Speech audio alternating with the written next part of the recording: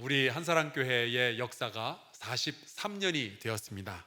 그리고 지난 30년 동안 우리 한사랑교회의 표어는 줄곧 하나였습니다.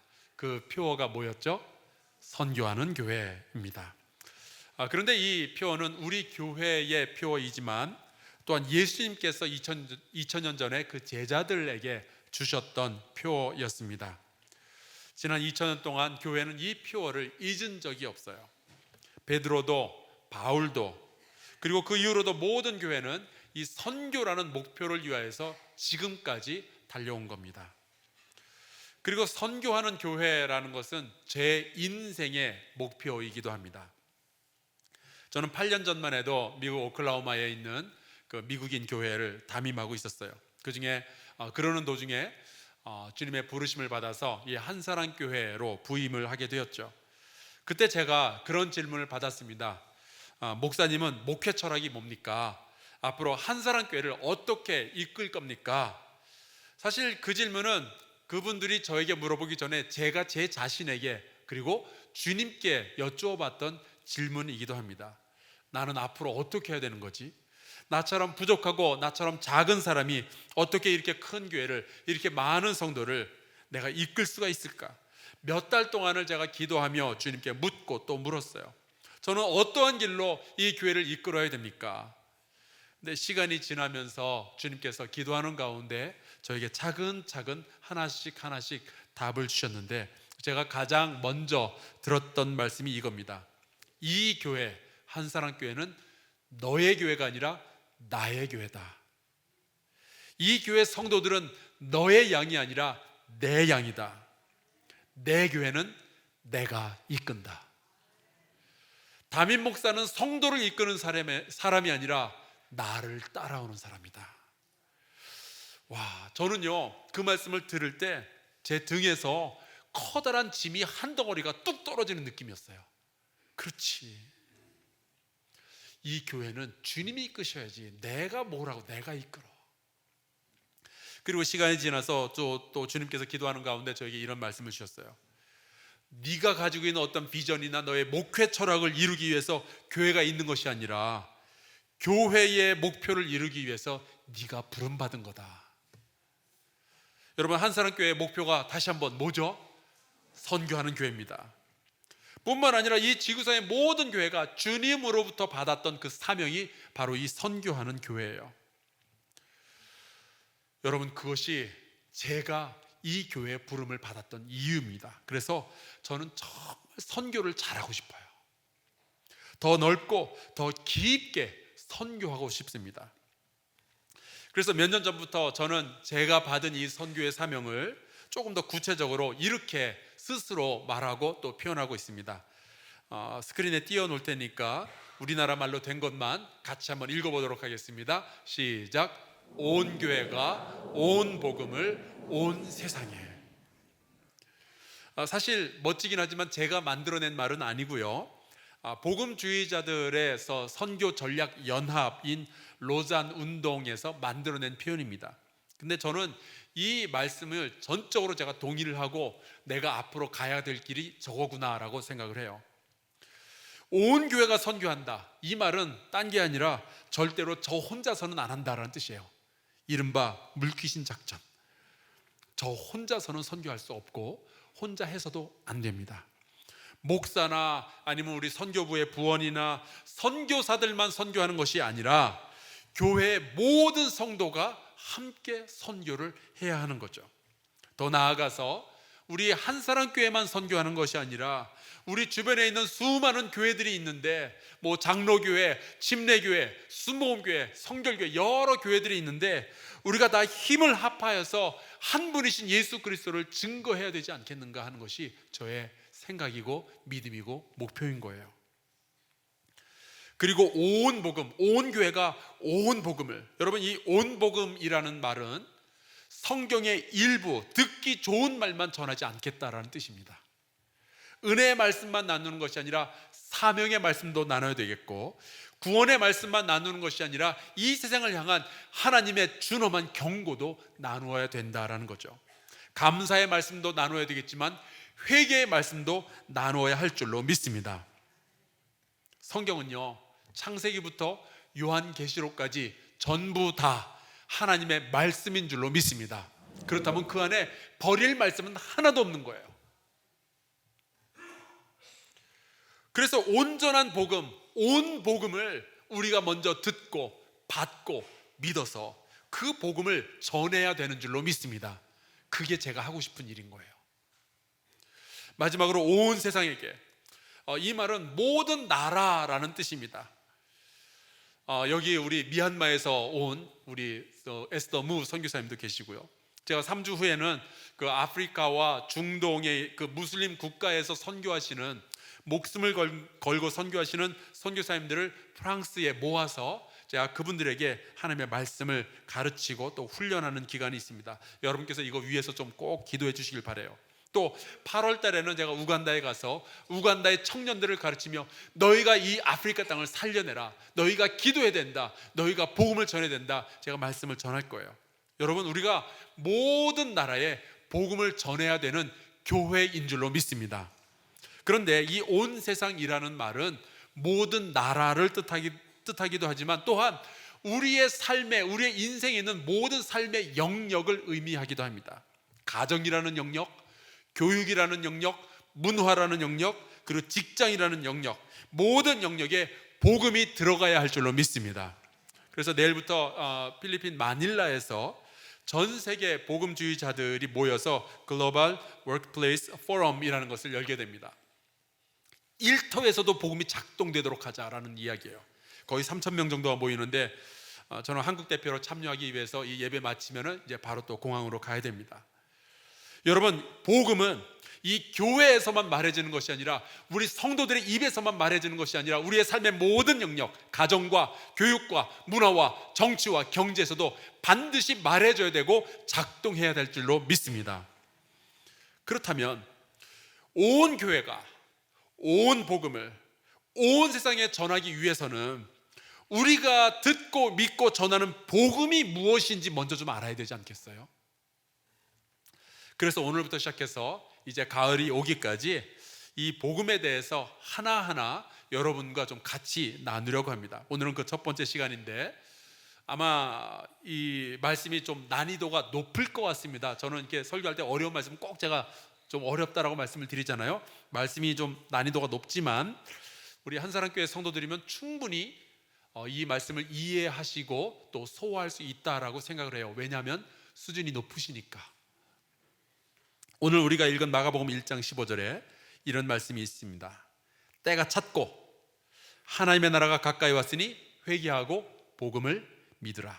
여러분, 이 말씀을 누가 하셨어요? 누가 하셨어요? 예수께서 하셨습니다. 그러면 우리가 이 말씀을 들어야 될까요? 아니면 안 들어도 될까요? 들어야 됩니다. 주님이 그러시죠. 때가 찼대요. 그러니 회개하고 믿어야 한다고 말씀하셨어요. 근데 뭘 믿으라 그러셔요? 복음을 믿으래요. 그렇다면은 그 복음이 도대체 뭐냔 말이죠. 여러분, 하나님의 백성이 때가 오면은 믿어야 할 복음이 있어요. 그런데 이 복음에 대해서 우리가 잘 알지 못한다면, 그 내용을 우리가 잘 모른다면 이건 굉장히 큰 문제죠. 제가 이 찬송가를 부를 텐데 뒷부분을 우리 성가대에서 우리 찬양대에서 완성해 주시기 바랍니다. 한 소절만 해주시면 돼요. 온 세상 위하여. 됐습니다. 나 뭘 전해요? 근데 그 복음이 뭐냔 말이에요. 이 부분을 여러분하고 좀 같이 나누려고 그래요.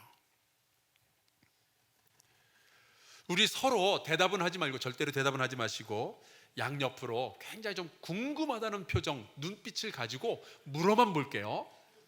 대답은 절대로 하지 마시고요. 양옆에 분을 보시고 궁금하다는 눈빛과 함께 복음이 뭡니까? 서로 물어봐 주세요.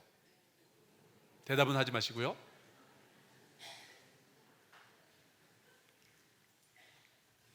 여러분, 우리의 자녀가 혹은 우리의 부모가, 내 배우자가, 내 친구가, 내 직장 동료가, 우리의 이웃이 바로 그 눈빛, 그 표정을 가지고 당신들 맨날 교회만 갔다 오면 복음 복음 그러는데 도대체 그 복음이 뭐냐라고 물어보면 여러분 뭐라고 대답하실래요?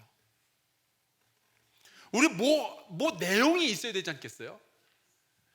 그래서 이 설교 시리즈의 큰 제목은 제가 하나님의 복음이라고 정했습니다. 제가 제가 만들어낸 말은 아니고요, 마가복음 1장 14절에 나오는 그대로예요. 제가 읽어볼게요. 요한이 잡힌 후 예수께서 갈릴리에 오셔서 하나님의 복음을 전파하여. 뭘 전파하셨어요? 하나님의 복음이에요. 여러분, 천국 복음은 천국이 이 땅에 임했다, 천국이 너희를 위하여 준비됐다, 그 얘기 들으면 우리가 마음이 되게 좋잖아요. 기쁘고 즐겁잖아요. 그래서 천국에 대한 기쁜 소식, 천국 복음인 거예요. 화평의 복음이라는 표현도 성경에 나와요. 그 말은 예수 그리스도의 십자가의 보혈로 원수되었던 하나님과 우리와의 관계가 이제 화평하게 회복이 되었다라는 너무 즐겁고 기쁘고 좋고 위로가 되는 말씀이에요. 그래서 화평의 복음이에요. 그의 아들의 복음이라는 표현도 성경에 나와 있어요. 그렇다면 그것은 예수 그리스도가 누구신지, 그 예수 그리스도에 대한 기쁜 소식이죠. 하나님의 복음이라는 것은 하나님에 대한 복음이고, 그분이 어떤 분이신지를 알면은 우리의 마음이 너무 기쁘고 즐겁고 위로가 되는 거예요. 또 그분께서 우리에게 말씀하여 주신 그것이 우리에게 위로가 되고 즐거워야죠. 아버지가 자녀에게 말씀을 하셨으니까. 또 하나님께서 하신 일에 대한 복음이에요. 하나님께서 우리의 구원을 위해서 이런 일들을 이루어 놓으셨다, 바로 그 소식을 전하기 위해서 바울은 자기의 생명을 바쳤잖아요. 그런 것들이 하나님의 복음입니다. 그런데 여기서 말하는 복음이라는 단어는요, 헬라어 유앙겔리온의 한국말 번역이에요. 여기 나와서 유라는 뜻은 좋다라는 뜻이고요, 앙겔리온이라는 뜻은 소식이라는 뜻입니다. 제가 지난번 우리 IBA 컨퍼런스가 우리 한사랑교회에서 열렸죠. 그런데 그 컨퍼런스의 신학적 틀을 정하는 그러한 논문을 좀 써달라라는 부탁을 받고, 제가 이 헬라어의 유앙겔리온이라는 단어를 한번 역사적으로 쭉 조사를 했습니다. 근데 아주 재밌는 사실을 발견했어요. 이 유앙겔리온이 처음으로 발견된 것이 기원전 8세기인데, 여러분도 잘 아는 호머의 일리어드 오디세이 할 때 이 오디세이에서 2번이 발견이 돼요. 그때로부터 복음서는 1세기에 쓰여지게 되는데, 그러니까 약 800년 동안 이 단어가, 유앙겔리온이라는 단어가 여러 가지 변형이 있지만 다 합치더라도 800년 동안에 성경을 제외한 세속 문서에서 딱 17번 쓰여졌더라고요. 생각보다 너무 적었어요. 아니, 도대체 어떻게 살았길래 이렇게 기쁜 소식이 없었을까? 좋은 소식이 왜 사람들에게 없었을까? 근데 17번밖에 없더라고요. 그러니까 800년 동안 17번이면은 50년에 한 번 나올까 말까 한 거예요. 기쁜 소식이 50년에 한 번. 그리고 그 대부분은 전쟁에서 승리했다라든지, 아니면 죽은 줄 알았던 사람이 돌아왔다라든지, 큰 업적을 달성했다라든지, 그런 이제 기쁜 소식을 의미할 때 사용이 되었더라고요. 그런데 800년 동안 17번밖에 안 사용되었던 바로 이 단어가 1세기에 쓰여진 신약 성경에만 123번이 나오는 거예요. 도대체 이게 왜 갑자기 이런 변화가 일어났을까? 저는 이 연구해서 보고서를 쓰면서 그런 생각을 하게 됐어요. 여러분, 이 세상은요, 우리에게 기쁜 소식을 주질 못해요. 기쁜 소식으로 가장된 건 줄 수 있어도 진정한 기쁜 소식은 세상을 바라볼 때 우리가 발견할 수 없어요. 오직 우리가 하나님을 바라보면요, 예수 그리스도의 말씀에 귀를 기울이면 그때 진정으로 기쁜 소식, 복음을 발견하게 될 줄로 믿습니다. 그런데 예수께서 이 하나님의 복음을 전하기 시작한 때가 세례 요한이 더 이상 하나님의 말씀을 전할 수 없도록 옥에 갇혔을 때라고 기록하고 있어요. 제가 이 말씀을 읽으면서 깨닫는 것이 있었습니다. 사람의 인생은 멈추어도 하나님의 일은 멈추지 않는구나 하는 거예요. 하나님은 계속해서 일하고 계시는 거죠. 세례 요한이 잡혀서 감옥에 갇히고 나중에 목이 베어서 죽게 되지만 하나님의 일은요, 멈춘 적이 없어요. 여러분, 사실 그게 우리에게 또 복음이죠. 세례 요한도 사실은 이게 좀 불안했었습니다. 그래서 자기가 감옥에 갇혔을 때 자기 제자들을 보내서 예수님한테 물어보라 그랬어요. 오실 그분 메시아가 당신입니까? 그때 예수께서 이렇게 말씀하셔요. 맹인이 보며, 못 걷는 사람들이 걸으며, 나병 환자가 깨끗함을 받으며, 못 듣는 자가 들으며, 죽은 자가 살아나며, 가난한 자에게 뭐가 전파돼요? 복음이 전파된다 하라. 무슨 말이에요? 걱정하지 말라는 거예요. 네가 옥에 갇혔어도 하나님은 여전히 일하고 계신다는 뜻입니다. 이 말씀이 우리에게 큰 복음이죠. 좋은 소식이에요. 왜냐하면 여러분 가끔 보면은 자식의 미래를 위해서, 가정을 위해서 내가 이것도 해야 되고 저것도 해야 된다면서 정말 사방팔방 이리 뛰고 저리 뛰는 분들이 계셔요. 애들 공부도 시켜야 되겠고, 애가 크면은 또 시집 보내야죠, 장가 보내야죠. 내가 있어야 이 모든 일들을 다 할 수 있다고 생각하는 분들이 있는데, 여러분 절대로 그렇지 않거든요. 주님은 내가 다 하지 않아도요, 여전히 주님은 우리를 돌보고 계셔요. 여전히 주님은 우리의 인생을 이끌고 계시는 분임을 믿습니다. 우리가 하나부터 열까지 다 하지 못해도 괜찮아요. 어쩌면은 내가 무언가를 내려놓아야 주님께서 우리의 가정을 붙드실 수도 있어요. 내 자녀를 그제서야 붙드실 수도 있어요. 그러니 여러분, 무엇을 입을까, 무엇을 마실까, 무엇을 먹을까 염려하지 말고 여러분의 모든 일을, 여러분의 자녀와 여러분의 가정을 주님께 맡길 수 있기를 주의 이름으로 축원합니다. 내가 멈추더라도 주님이 계속 일하신다. 여러분 이거 복음 아니에요? 그리고 예수께서 이 하나님의 복음을 요한이 옥에 갇혔을 때 갈릴리에 가셔서 전파를 하셨답니다.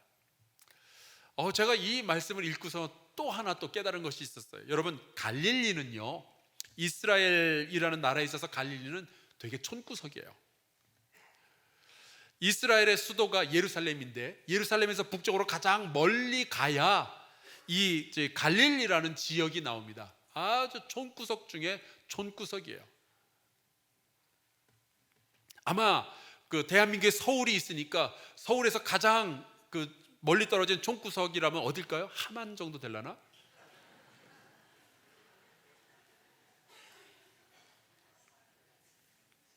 그러면은 여러분, 이 갈릴리라는 시골이 어떤 것인가?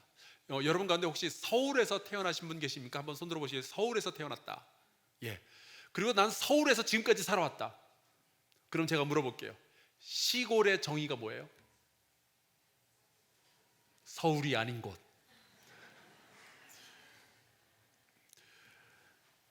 서울이 아니면 부산, 광안리고 뭐고 다 상관없죠. 다 시골이에요.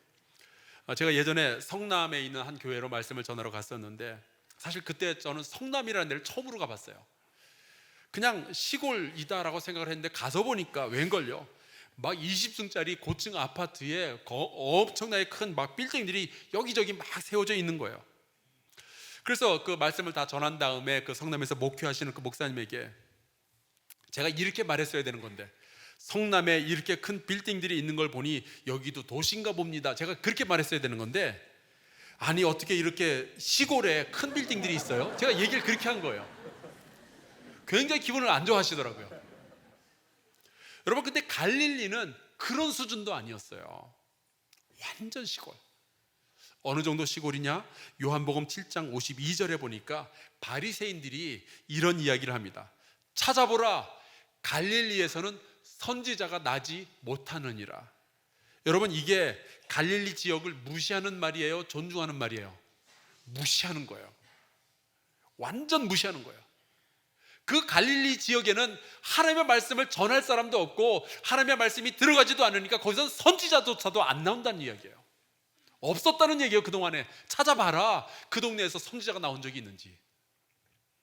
그 갈릴리 주변에 있는 여러 마을 가운데 하나가 나사렛인데, 유대인들의 상식 가운데 이런 게 있어요. 나사렛에서는 선한 것이 나오지가 않는다. 그런데 예수님은 바로 그 갈릴리를 찾아가서 복음을, 하나님의 복음을 전하기 시작하시는 거예요. 여러분, 제가 뭘 깨달았는지 아세요? 제가 목회하다 보니까 갈릴리 같은 인생들이 있어요. 좋은 게 안 보이는 인생들, 좋은 게 안 나올 것 같은 인생들, 이 사람이 뭐가 되려나 싶은 그러한 인생들. 좋은 일이 절대로 벌어지지 않을 것 같은데, 근데 예수 그리스도가 그를 만나시면 좋은 일이 일어난다니까요. 우리 주님은 그러한 갈릴리 같은 인생도 찾아가셔서 하나님의 복음을 전하시고 그를 위로하시고 그를 세워주시는 우리의 주인 되심을 믿습니다. 그 인생도 예수 그리스도를 만나면 하나님의 복음이 전해지게 될 줄로 믿어요. 그런데 꽤 많은 사람들이 이 신앙생활을 막 10년, 20년 하면서도 복음이라는 단어를 들으면 각각 다른 생각을 자꾸 하기 시작해요. 물론 그게 나쁘다라는 것보다도 우리의 사실을 한번 좀 들여다봤으면 좋겠어요. 제가 죄송하지만 군대 이야기 좀 잠깐 할게요. 정말 죄송해요. 제가 1988년 국군 통합사령부 소방대 창설 멤버거든요. 근데 그 소방대를 만들기 위해서 여러 부대에서 사람들이 모여서 하나의 부대를 만들게 되었어요. 그때 모였던 사람들 가운데 그 자동차 정비하는 그 기술을 가진 고참이 저에게 있었습니다. 제가 그때 짝대기 2개, 그 사람이 짝대기 3개. 근데 이 사람은 그 성격이 되게 급해가지고 저한테 뭘 시켰는데 제가 잘 못하고 끔찍거리고 있으면 그냥 바로 난리를 치는 거예요. 막 이렇게 주먹 날라고 그래요. 그래서 이제 이분을 되게 좀 무서워하고 있었는데 어느 날 이분이 저를 보고 황일병 가서 몽키 좀 가져와 그러는 거예요. 저는 즉각적으로 대답부터 했어요. 네, 알겠습니다. 그리고 가면서 생각을 하는 거예요. 몽키가 뭐지? 그래도 제가 대학물 먹은 사람이잖아요. 여러분, 영어로 몽키가 뭐예요? 원숭이. 알죠? 근데 군부대에 몽키가 있을 리가 없잖아요. 원숭이가 없죠. 그래서 저는 이제 빨리 머리를 돌려서 그러면은 뭔가 이 사람이 있는 이 사람이 자기 사물함이 있는 방에 단서가 있을 거다. 그래서 찾아가서 몽키와 비슷한 거 뭐라도 좀 있으면 찾아보려고 했는데 아무것도 안 보이는 거예요. 몽키 근처도 없어요. 아무것도 없어요. 이 마음이 조급해지더라고요. 이 사람 이거 성격 급해가지고 이거 안 가져가면은 큰일 날 텐데. 다행히 이제 동기 한 사람이 있어가지고 이 고참이 몽키 가져오라 그러는데 내가 어디 있는지 모르겠다 그랬더니 창고로 가서 이상하게 생긴 도구를 하나 들고 나오더라고요. 저거예요. 저게 몽키래요. 저게 이제 몽키 스패너라는 건데 나사 돌릴 때 쓰는 거 있죠. 그때 처음으로 알았어요. 몽키가 뭔지. 그러니까 똑같은 몽키라는 단어를 가지고 그 고참하고 저는 완전히 다른 생각하고 있었던 거예요. 여러분, 우리가 복음이라는 단어를 사용할 때 굉장히 많은 사람들이 서로 다른 이야기들을 할 수가 있어요. 이런 느낌이죠. 아는 것 같은데 사실은 잘 몰라요. 모르는 것 같은데 어디서 들어봤어요. 이게 복음이에요. 그도 그럴 것이 예전부터 복음이라는 단어가 교회 안에서 수도 없이 우리가 들었잖아요. 복음을 들으라느니, 복음을 믿으라느니, 복음을 전하라느니, 정말 너무나도 많이 이 복음이라는 단어를 들어왔죠. 그래서 뭔가 아는 것 같아요. 제가 아는 목사님 한 분은 예수 그리스도의 피 묻은 복음을 믿을지어다 뭐 이런 얘기 굉장히 많이 했어요. 제가 물어봤죠. 예수 그리스도의 피 묻은 복음이 도대체 뭐냐 그랬더니 너무 깊게 알려 그러지 말래요.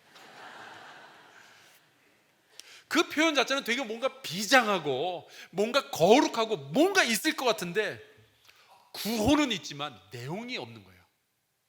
잘 모르는 거예요. 복음이 뭐야? 그러면 복음 있잖아, 그거 복음. 이게 우리 반응이 아니냔 말이에요. 되게 잘하는 것 같은데 사실은 몰라요. 그래서 복음이 뭐냐라는 질문 앞에 서면은 우리는 자꾸 옛날에 교회 어디선가 들었던 구호를 댄다든지 아니면 성경의 어느 구절을 이렇게 자꾸 인용을 하려고 그래요. 복음이 뭐냐? 요한복음 3장 16절 아닙니까? 근데 그 이상 잘 모르는 거예요. 좀 더 자세하게 말해줄 수 없느냐? 로마서를 살펴보십시오. 근데 그 이상 우리가 더 깊은 이해를 가지고 있지 못하는 거죠. 우리는 복음을 요약하고 줄여서 구호, 기억하기 좋은 구호를 가질 생각만 했지 그 복음이 가지고 있는 풍성하고 깊은 내용에 대해서는 사실 큰 관심을 안 기울였던 거예요. 여러분, 남편과 아내의 관계 속에서 가장 중요한 단어 하나가 있다면 그게 뭘까요? 사랑이죠. 그래서 우리가 그 핵심을 서로 이야기해 주기 위해서 여보 사랑해 뭐 이런 이야기 서로 이야기하잖아요. 근데 그 핵심만 알고 있다면, 저 사람이 나를 사랑하고 있다는 그 사실만 알고 있으면 우리가 나머지 인생은 몰라도 되는 거예요. 서로 사랑한다는 것만 확인했으면 내가 어떠한 마음을 가지고 어떤 상황에서 이 밥과 반찬을 만들어서 밥상에 올려놓는지, 내가 어떠한 마음을 가지고 직장에 나가서 이 서름과 피곤을 참아가며 일을 하는지 그런 거 전혀 몰라도 되나요? 아니잖아요. 사랑한 거 하니까 몰라도 된다? 아니죠. 우리는 사랑한다는 말도 이야기해야 되겠고, 사랑이란 단어를 우리의 입에도 써야 되겠지만, 그 사랑의 내용이 가지고 있는 이 풍성한 이야기들을 우리가 알고 있어야죠. 복음도 마찬가지예요. 여러분, 오늘 말씀해 보니까 예수님은 하나님의 복음을 전했다라고 기록했어요. 그러면 예수님께서 많은 사람들 앞에서 복음 믿어 여기서 끝났을까요? 아니요. 예수님은 복음의 내용을 말씀하셨을 거예요. 하나님의 복음이 무엇인지 구구절절히 설명하고, 그것을 사람들에게 말씀해 주실 때 사람들의 마음속에는 평화와 기쁨이 찾아오는 거예요. 즐거운 거예요. 그 말씀을 들으면 위로가 되고 상처가 치유가 되는 거예요. 그러니까 복음이죠. 예수님은 그 복음을 우리에게 믿으라고 말씀하셔요. 그러면 그 하나님의 기쁜 소식, 하나님의 복음은 도대체 어디에서 우리가 찾아볼 수가 있는가? 복음서, 마태, 마가, 누가, 요한, 아니면은 로마서. 이게 뭐 굉장히 많은 목사님들이 이게 그 복음의 핵심이 로마서에 있다 그러니까 로마서를 보면 발견되는가? 아니면은 신약 성경에 나오는가? 아니에요, 여러분. 복음은요, 하나님의 복음은요, 창세기부터 요한계시록까지 전부 보여주고 있어요. 하나님께서 행하신 일, 하나님이 누구신가에 대한 소식, 또 하나님께서 우리에게 주신 말씀, 이 모든 것이 전부 다 복음을 증거하고 있고 복음의 내용인 거예요. 로마서 10장 16절에 이런 말씀이 나와 있어요. 그러나 그들이 다 복음을 순종하지 아니하였도다. 그래서 이사야가 이르되 주여 우리가 전한 것을 누가 믿었나이까 하였으니, 여러분, 이사야의 시대에도 하나님의 복음은 사람들에게 전해지고 있었어요. 다만 사람들이 듣지도 않고 믿지도 않았던 거죠. 에덴 동산 이후로 인류의 역사 내내 하나님의 복음이 들려지지 않았던 때는 없었습니다. 하나님은 늘 우리의 구원을 위해서 일하셨고, 하나님은 늘 우리를 사랑하셨고, 하나님은 우리의 아버지가 되기를 원하셨어요. 여러분, 이 소식이 기쁘지 않다면 우리는 하나님의 자녀가 아닌 거죠. 이게 얼마나 기쁘고 즐거운 소식이냔 말이에요. 이것이 성경의 처음부터 성경의 끝까지 흐르는 하나님의 복음의 내용이에요. 사람의 인생을 펼쳐놓으면 여기저기에서 죄악과 실수가 발견되지만, 여러분, 성경에 나오는 이 하나님의 스토리를 쫙 펼쳐놓으면 어디에서나 우리를 향한 하나님의 구원의 역사와 사랑이 보이는 거예요. 그래서 그 성경 말씀 전체가 다 복음인 거죠. 그리고 그 복음의 절정에 예수 그리스도가 계셔요. 여러분, 이 복음을 전하기 위해서 예수께서 이 땅에 오셨고요, 그분 스스로가 하나님의 복음이 되기 위해서 십자가에 달려 죽으셨어요. 그런데 우리가 그 복음의 깊은 내용에 대해서 모르고 있다면 이건 정말 말도 안 되는 일이죠.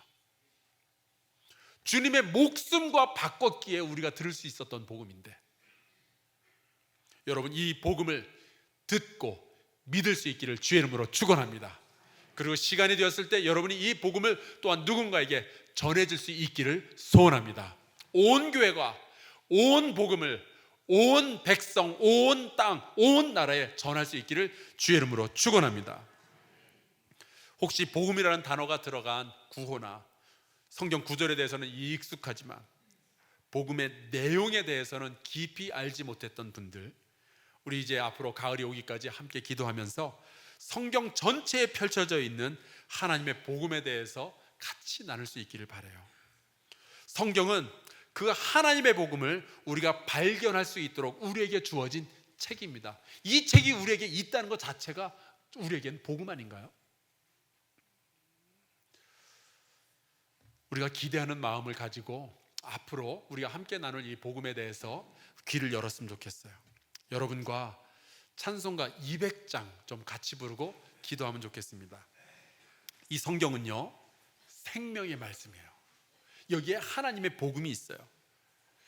이 말씀이 달고 오묘한 이유는 이게 복음이기 때문에 그렇습니다. 들으면은 우리의 마음을 기쁘게 하고 위로하는 말씀들이 얼마나 많이 있는지 몰라요. 이 성경이 우리의 마음에 용서와 평안을 주는 이유는요, 이것이 하나님의 복음이기 때문에 그래요.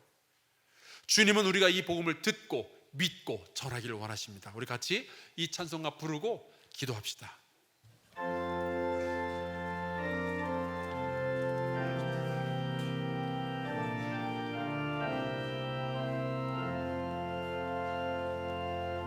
달고 오묘한 그 말씀, 생명의 말씀은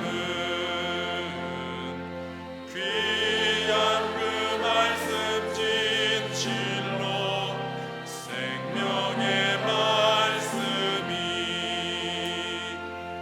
나의 길과 믿음 밝히 보여주니 아름답고 귀한 말씀 생명샘이로다. 아름답고 귀한 말씀 생명샘이로다. 귀한 주님의 말씀은 내 노래 되도다. 모든 사람을 살리는 생명의 말씀은 값없이 생명 길을 가니 아름답고 귀한 말씀 생명샘이로다. 아름답고 귀한 말씀 생명샘이로다. 널리 울리어 퍼지는 생명의 말씀은 마음의 용서와 평안을 골고루 주나니 다만 예수 말씀 듣고 목을